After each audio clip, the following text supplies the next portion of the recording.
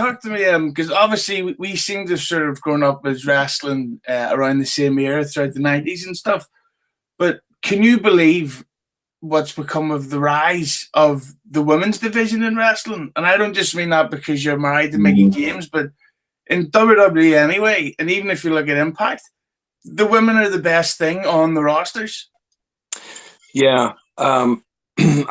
I mean, they've always been there, and I think that there's part of me that always thought that I can honestly say I've never looked at it as like women's wrestling versus men's wrestling or anything like that. Like, I just always looked at it as like, if you're good and you draw money, then that's it, and like that's why, Mickey has a bit of a different perspective on it, because in her mind, she was kind of like, well, she was always good, and she always drew money, and she's always been a good worker. So like now that it's sort of in fashion to be a good worker as a woman, it's kind of like, to her, it's I don't want to say insulting, but it can sometimes kind of tick her off a little bit, because she sort of go like, I was doing this before, and it's a lot of guys are just jumping on the bandwagon. Like, a lot, like all the people that are celebrating, don't get me wrong, like the overall quality of women's wrestling is clearly better as far as like the talent in the ring, but that's only because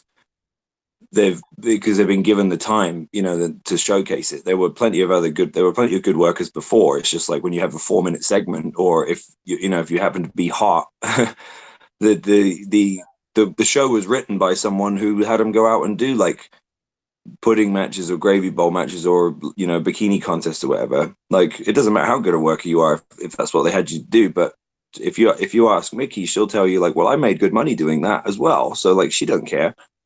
But it just comes down to it's just a reflection of our society. Like, if we